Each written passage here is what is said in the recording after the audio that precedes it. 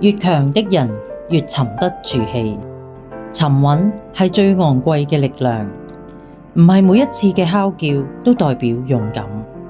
真正能夠走高處嘅人，靠嘅唔係張揚，而係沉得住氣。站喺山峰嘅人，睇事情嘅角度亦都唔同。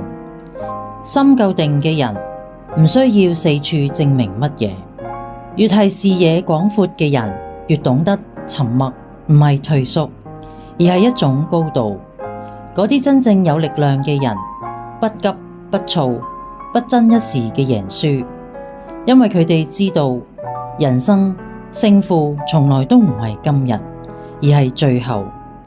你現在嘅沉穩係為未來嘅爆發儲力，你現在嘅克制係為真正嘅舞台預留空間，你現在嘅安靜係因為你心裏邊已經看清整個局勢。